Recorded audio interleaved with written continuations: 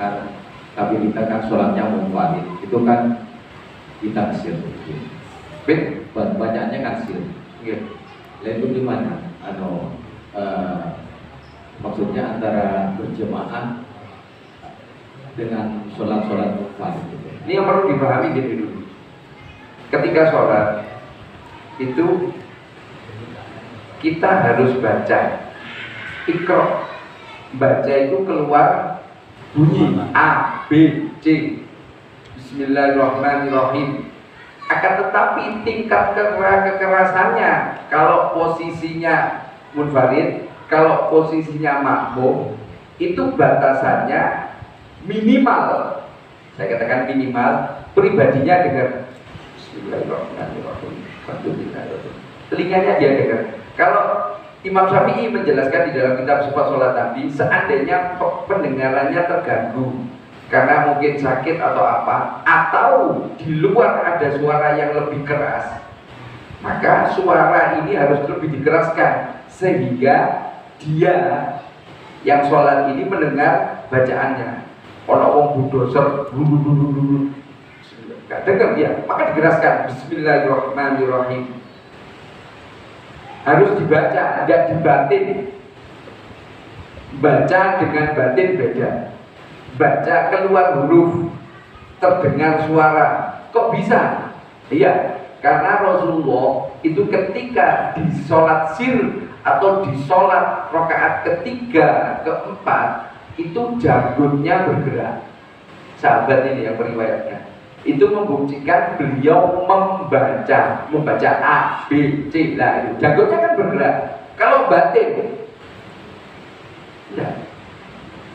Kita mazhab Syafi'i harus baca di situ. Makanya mohon maaf, imam, saya ngilikan imam ini ya. Ketika Anda selesai membaca Fatihah, Anda saktah, Anda berhenti dulu. Dengan tujuan yang pertama itba Rasulullah. Rasulullah ketika selesai Fatihah beliau berhenti sebentar. Yang kedua, berikan kesempatan kepada makmum untuk menyelesaikan bacaan surat Fatihahnya. Karena Fatihah bagi orang sholat hukumnya fardu, rukun di dalam sholat. Waladhdallin amin, Bismillahirrahmanirrahim. Pesane makmumnya keteteran. Di sisi lain dikatakan ketika dibacakan ayat Al-Quran maka dengarkan. Kalau makmum dengarkan bacaan imam, Fatihah nggak kebaca, maka batal sholatnya.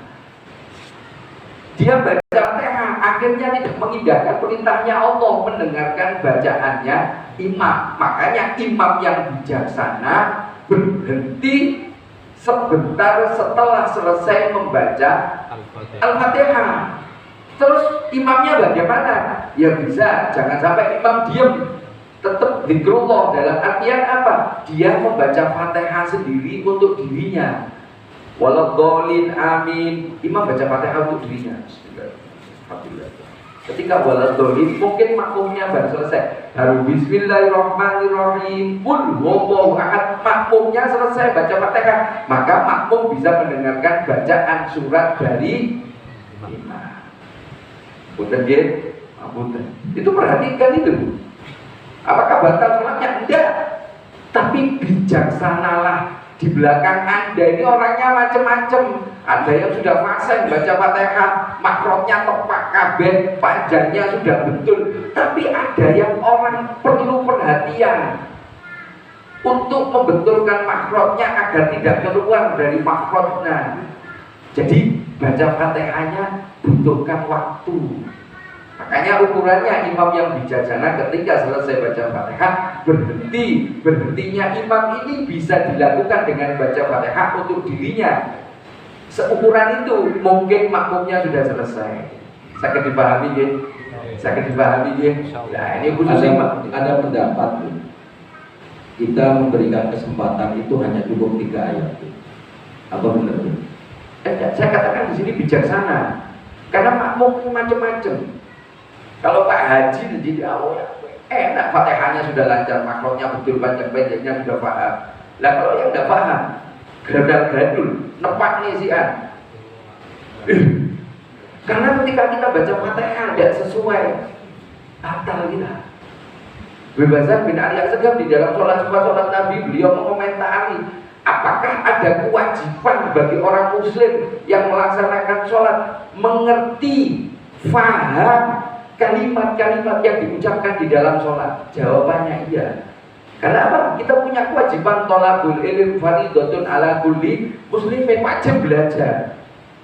Bahkan lanjutan dari komentarnya Bebasan bin Ali Asgaf mengatakan Allah tidak senang kepada siapa? Manusia yang pinter urusan dunia tapi jahil, tapi bodoh urusan agama. Termasuk masalah sholat ini, tidak perkara agama. Jadi bagaimana? Apa yang kita pelajari?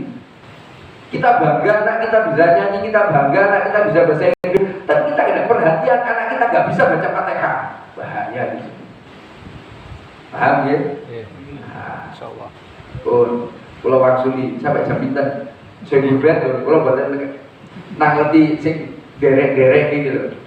Penuntut ini nggak takoni mesti jabe los. Kalau memberikan kesempatan pertanyaan mungkin masih ada Pak Anuddin. Monggo. Oke, ibu-ibu monggo berikut pertanyaan ini. Kalau ada.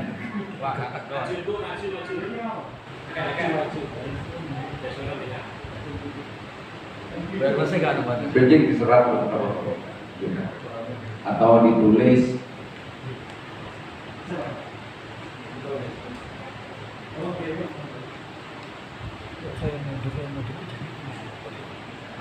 Ini aja loh.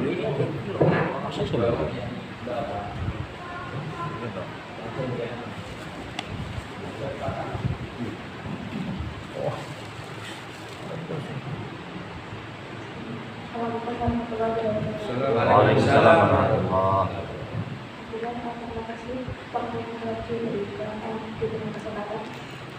Jadi karena ada kesempatan yang baik, saya ada banyak pertanyaan sebetulnya Habib. Tapi ini tidak aja yang sangat urgent untuk saat ini. Yang pertama karena saya kan ngaji di beberapa tempat. Terus apa itu? Saya nervous. Kan ada di beberapa tempat. Terus katanya nomor itu satu Muharramnya ada yang hari Minggu, ada yang hari Senin. Terus jadinya kan puasa Tasu'a sama Asyuranya jadinya yang berbeda. Ada yang hari Selasa Rabu, ada yang Senin sama Selasa. Dan itu berarti kalau Habib besok mulai puasa, berarti Muharramnya hari Minggu gitu. Terus pertanyaan yang kedua, saya kan tahu kalau perempuan itu suaranya katanya alon. Terus kebetulan kalau itu vokalnya hadro. Terus jadi prefer itu hukumnya, soalnya saya juga berpikir saya kadang kalau mencari nafkah, mencari penghasilan tambahan kan biasanya dari yang saya ambil yang baik-baik. Terus yang ketiga, pertanyaan yang terakhir itu saya kan di keluarga ada yang berbeda golongan, berbeda aliran. Nah itu kata kakek saya kalau sholat itu kalau baca Al-Quran yang di tengah-tengah surat katanya nggak usah membaca basmalah tapi baca ta'awun wonten dan itu pripun pendapatnya wonten mawon. Wassalamualaikum warahmatullahi wabarakatuh. Mengenai penanggalan kebertepatannya tanggal 1 Muharram. Sebetulnya ya, hadisnya itu ketika akan Ramadan. Sya'ban tanggal 29 Ru'yatul Hilal. Kalau tertutup mendung hadisnya, kalau ketika tanggal 29 Sya'ban di ru'yah dilihat hilalnya tidak tampak, maka genapkan menjadi 30. Seperti itu. Ketika di bulan yang lain bagaimana? Ya, kalau diterangkan itu ya repot akhirnya. Kalau saya berpendapat, saya ikut yang mana? Ikut kalau tahun ini 1 Muharramnya adalah hari Ahad. Sudah itu. Saya ikut hari Ahad. Jadi besok Senin tinggal 9. Kalau jenengan mau ikut yang pengumuman terakhir, ini diumumkan karena tidak kelihatan hilalnya, akhirnya ditunda. Allah alam. Ini repot. Cuma hadis itu memang berlaku ketika bulan puasa Ramadan, hari Sya'ban, bulan Sya'ban. Jadi untuk bulan yang lain ya boleh kita pakai hisab seperti itu. Tapi kalau Ramadan sama Idul Fitri memang sunnahnya ru'yatul hilal. Tempatnya di situ. Hadis itu ketika kejadiannya seperti itu. Terus kita bagaimana menyikapi? Silakan jenengan tanggal 1-nya mau ikut yang hari Senin atau yang hari Ahad. Kalau saya tetap feeling saya itu di hari Ahad, tanggal 1 malam Ahad. Nah, ini kan sempat ada hitungan untuk mundur, enak ngombe susu maneh. Kalau ada. Ya aku tak ngombe susu tok ae, tapi tetap saya beranggapan tetap pada tanggal 1-nya hari Ahad. Kalau Anda jenengan mau ikut yang hari berikutnya, tafadhol silakan. Karena apa? Mohon maaf, secara umum kita berpegangan apa yang kita lakukan besok kita mempertanggungjawabkan sendiri, bukan orang lain yang bertanggungjawabkan perbuatan kita. Seperti itu. Nah, terus yang kedua mengenai masalah pertanyaannya yang Putri sebagai vokalis Hadroh. Pertanyaannya, memang ada yang mengatakan salah satu aurat dari perempuan adalah suara. Memang ada yang pernah mengatakan seperti itu. Terus ketika panjenengan menjadi vokal Hadroh, saya pernah diultimatum oleh Habib Hadi ketika saya minta izin untuk mengadakan rutinan untuk perempuan baca maulid. Sebetulnya tidak diizinkan, tapi saya santri ngeyel memberikan banyak argumen. Beliau mengatakan ya sudah itu kalau saya harusnya paham ketika saat ini saya akan mundur, tapi waktu itu saya ngengkel, saya laksanakan tetap, tapi dengan syarat. Yang pertama, yang ada di tempat itu harus perempuan semua, tidak boleh ada laki-laki. Terus saya ya tanya, lah saya bagaimana Bim? Nah, itu yang ngajari ya tidak apa-apa di situ. Tapi kalau tampil umum itu beliau mengatakan tidak boleh. Beliau mengultimatum yang hadir semuanya harus perempuan, tidak boleh ada hadroh. Kenapa? Nanti kalau ada hadroh, grup ini akan naik panggung, dilihat laki-laki, antum mau tanggung jawab. Jadi naik ke panggung, perempuan dilihat orang, meskipun baca sholawat, bahaya di situ. Bahaya. Kalau Anda mau tampil, ya tampil yang audiennya semua laki-laki, perempuan. Makanya dikatakan di situ harus perempuan semua. Kalau tampil di depan umum bahaya, tidak boleh. Kalau tampil tapi yang hanya terdengar suaranya, jadi orangnya di dalam, di luar mungkin ada pemain-pemainnya. Dunia maya. Nah itu kan Suaranya tetap kena. terhalangi tadi itu. Salah satu aurat perempuan adalah suara. Makanya bijaksanalah. Karena kalau masalah yang dipertanyakan kan masalah rezeki, masalah rezeki. Jangan khawatir, kita punya bagian rezeki kita. Kalau ikhtiarnya, mohon maaf, itu melanggar syariat, berkahnya hilang.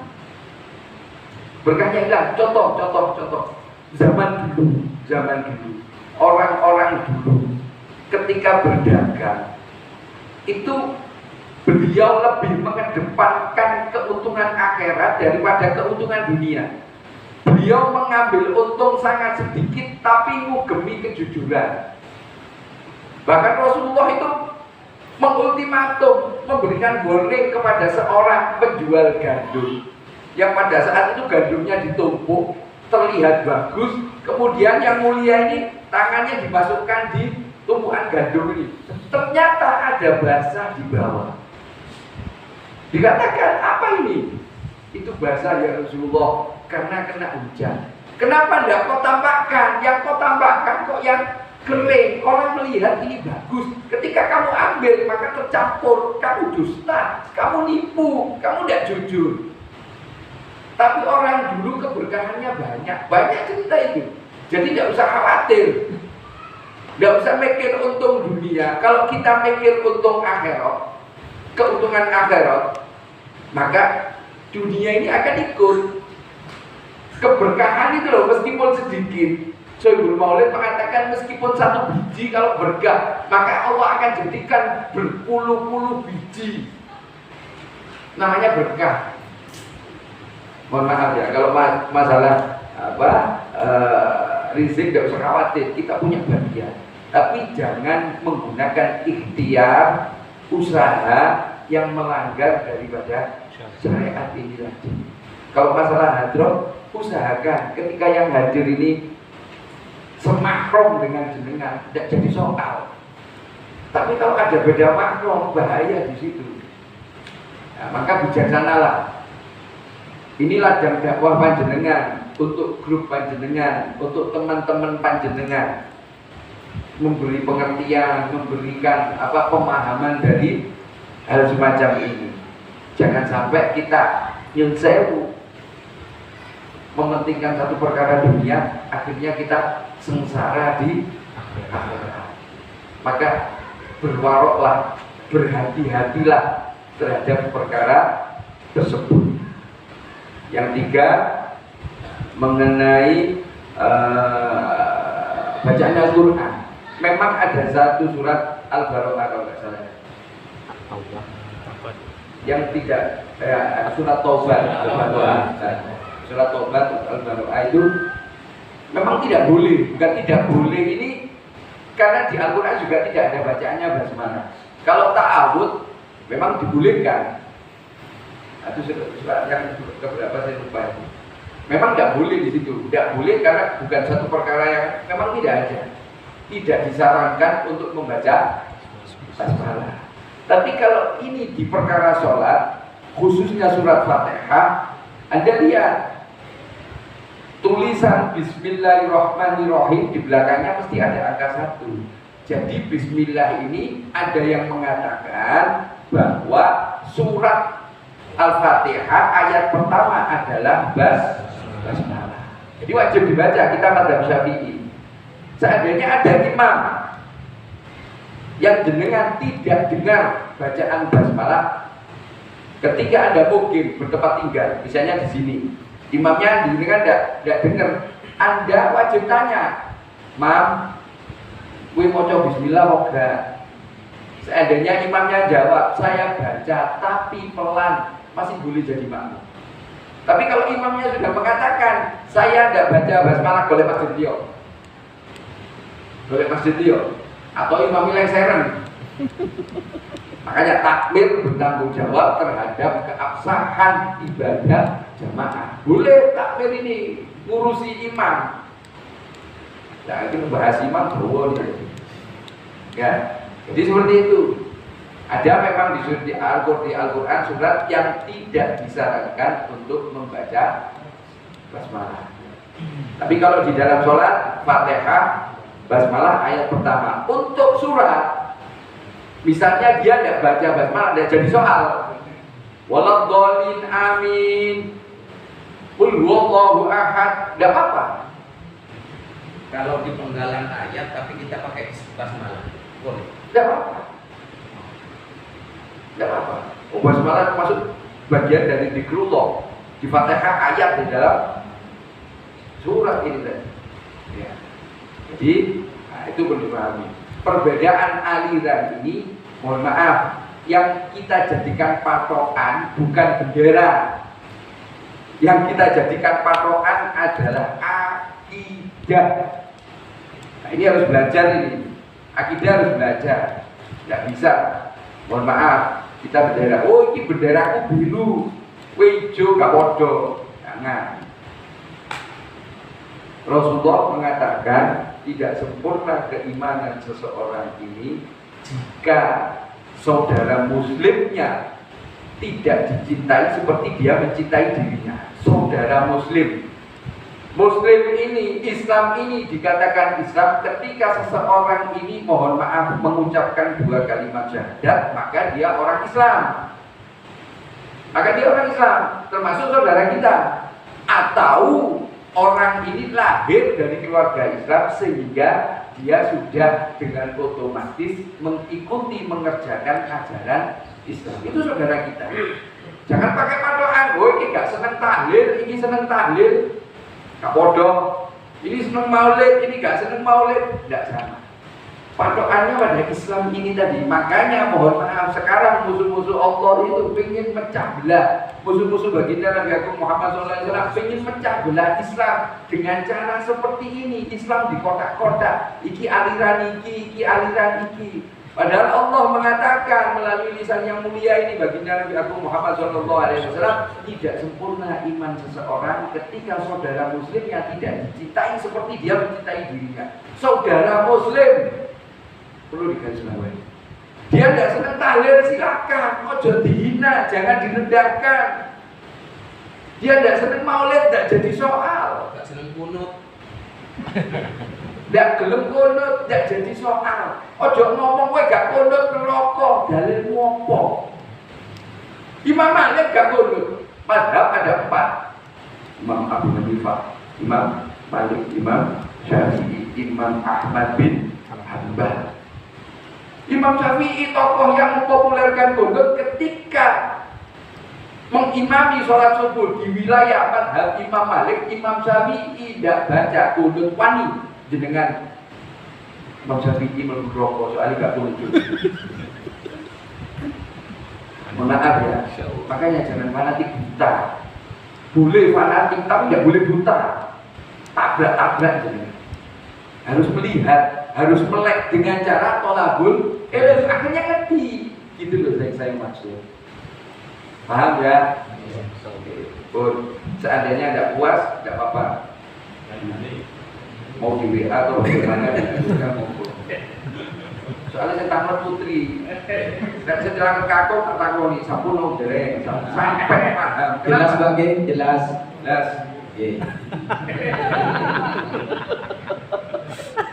Ada lagi? Satu lagi ke, langsung saya titik. Cukup, mau ibu-ibu cukup. Pripun? Enggak tuh. Waktu waktunya lah, waktu waktunya geladra, kalau suka nih bisa ibu-ibu soalnya.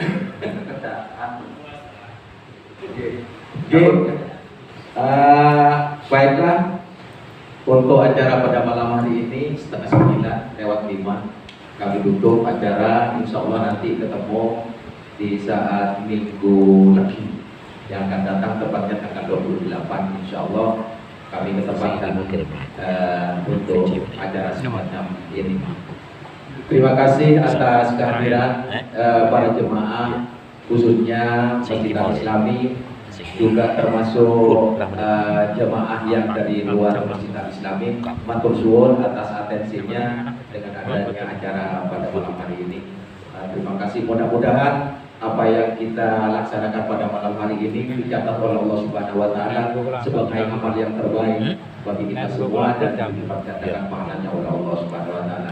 Selanjutnya acara ditutup oleh doa oleh Bapak Kasdar dan dilanjutkan ramah tamah. Terima kasih. Dipersilakan kepada Bapak Kasdar. Mohon. Barokah haji. Bismillahirrahmanirrahim.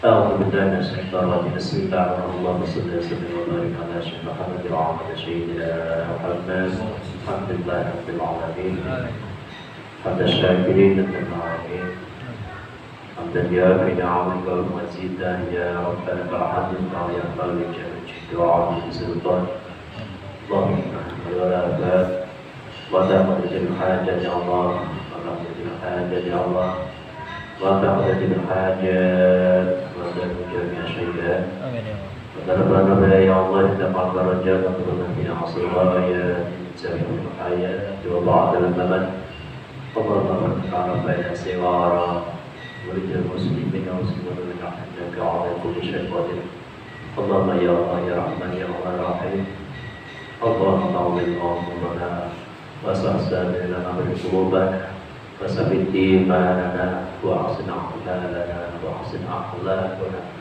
ووسع أرزاقنا وادخل خيرنا وأشهد عبدنا ومن حوائج في الدين والدنيا والآخرة إنك على كل شيء قدير اللهم يا الله يا رحمن يا الله يا رحيم اللهم يسر لنا أمورنا وأنزل مكرمين ونوصلنا برحمتك يا أرحم الراحمين ربنا تقبل منا إنك أنت العظيم وتب علينا يا مولانا الرحيم اللهم إنك أبو قريب وحيث العفو عنا يا الله اللهم إنك أبو قريب العفو عنا يا الله اللهم إنك أبو قريب العفو عنا يا الله برحمتك يا الرحيم ربنا آتنا في الدنيا حسنة وفي الآخرة حسنة وقنا عذاب النار وأدخلنا الجنة الأبرار عزيز ربنا يا رب العالمين برحمتك يا الراحمين صلى الله عليه وبارك وسلم سبحان ربك رب العزة عما يصفون وسلام على المرسلين والحمد لله رب العالمين